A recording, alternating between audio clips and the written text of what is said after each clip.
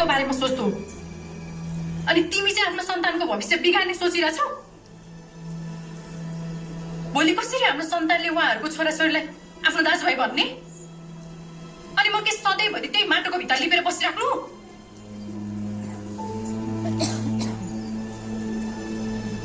दुनियाँ कहाँबाट कहाँ पुगिसक्यो ऊ चाहिँ स्वर्ग जान्छस् भन्दा गुहान नपाइएला भन्नेमा छ तिमीलाई जान मन छैन भने भन्न म एक्लै जान्छु त्यो त कसरी हुन्छ हो तिमी त मेरो परान हो शरीरले परान छोडेर कसरी बाँच्न सक्छ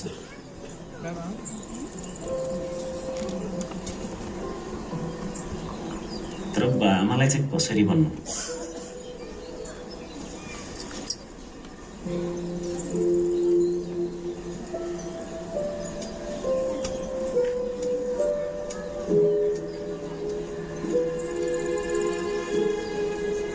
तिमी त्यसको चिन्ता नगर बाआमालाई मिलाएर भन्ने जिम्मा मेरो भयो ल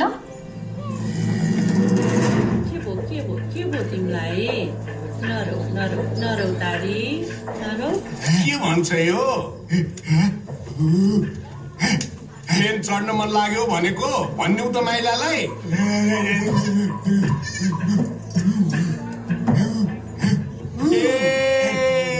बिहा गरेर दुवैजना सँगै जाने भनेको अब कहाँबाट ल्याइदिउँ त तँलाई यति छिटो केटी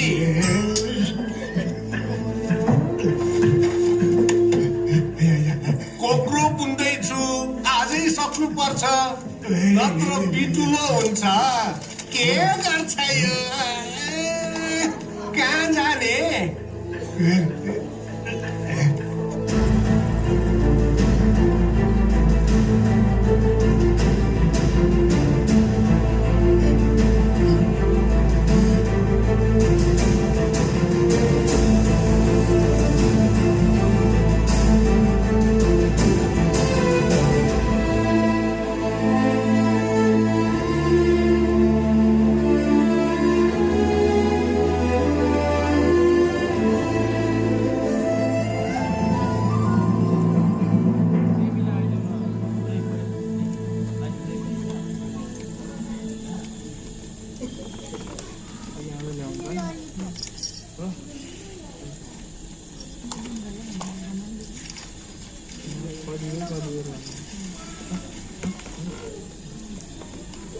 खाना खाइसकेपछि मात्र कुरा गर्नु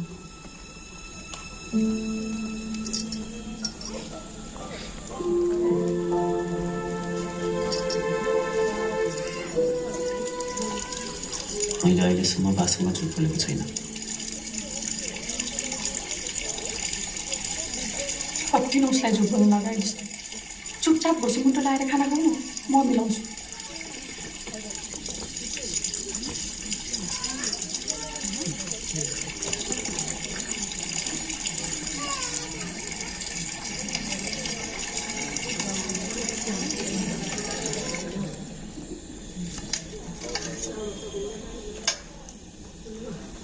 ल बुहारी तिमी पनि खाइहाल बुवा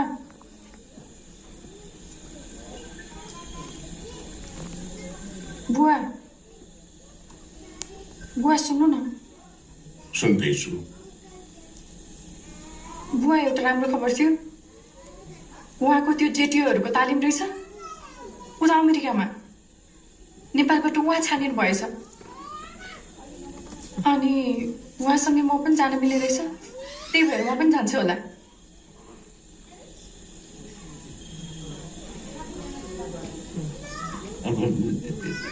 3 महिनाको लागि मात्रै होला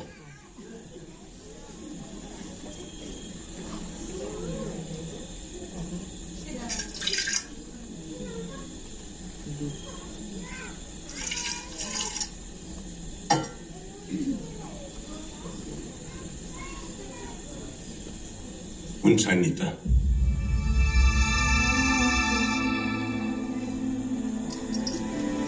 अमेरिकै पुगिसकेपछि के 3 महिना मात्रै बस्नु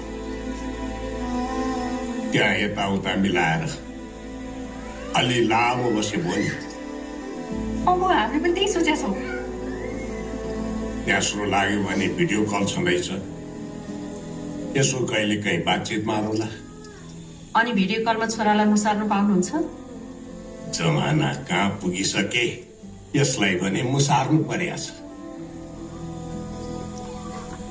यिनीहरूले पनि आफ्नो सन्तानको भविष्य हेर्नु परेन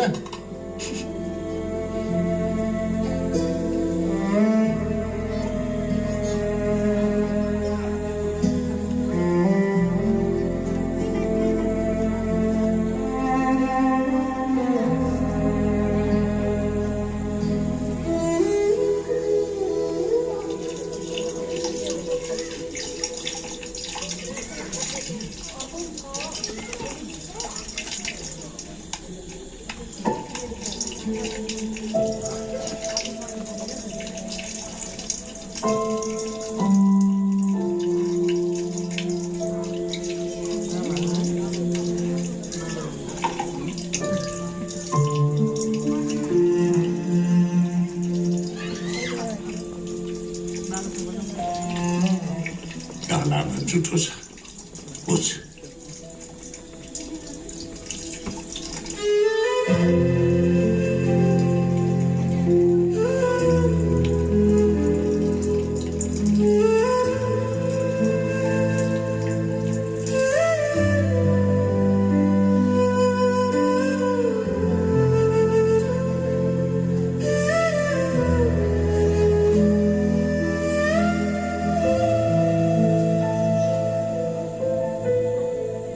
छोरालाई काँचै खानुहुन्छ कि भनेर कस्तो डर लाग्थ्यो आफ्नै परानले कसले काँचै खान्छ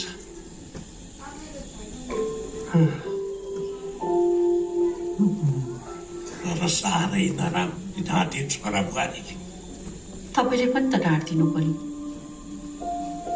उनीहरूको कुरा सजिलैसँग बताइदिनु भयो छोराको अनुहार हेरेकी थिइस् बाउले नपत्याइदिने हुन् कि भनेर त्यसको आँखामा कति डर थियो मैले पत्याइदिँदा छोरो खुसी हुन्छ भने मैले पनि बाउ हुनुको धर्म निभाइदिएँ एकचोटि नजा भन्नुभएको भए बा जाँदैन थियो कि बाउलाई ठाँटेरै जान खोज्नेलाई मैले रोक्न सकुला र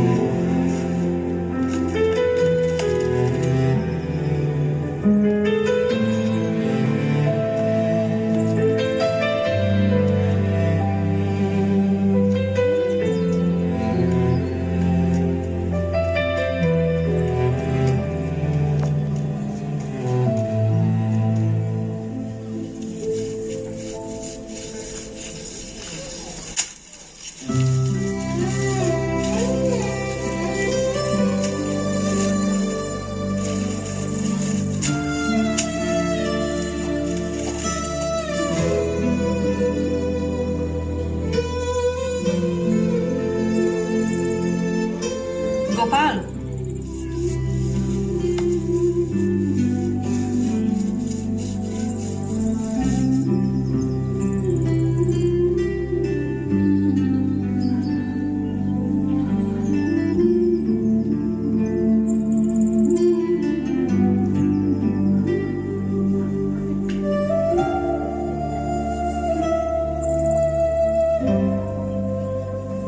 आशीर्वाद नदिने बा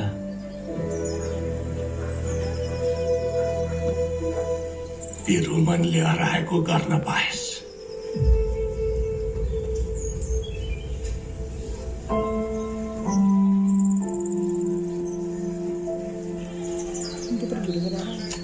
होइन यो के पो सुन्दैछ हौ धर्मनाथ बा? कान्तिमा एउटा सन्तान साथमै राख्नुपर्छ भन्ने तिमी, अनि यो कान्छालाई पनि विदेश पठाउनु आँट्नु भइस अरे त।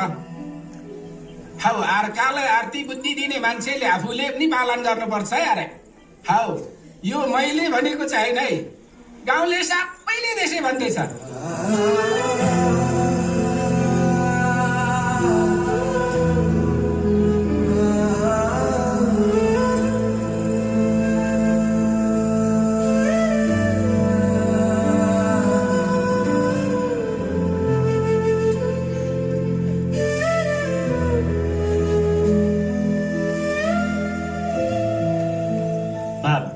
हाम्रो घरको मरि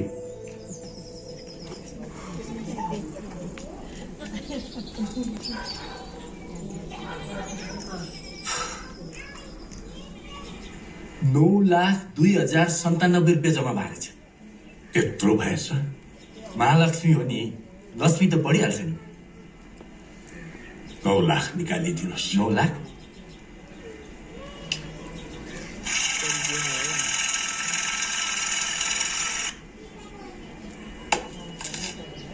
ल गनेर लिनुहोस् है। मिस इन्डिया त के ढाँच्ला र बाबु?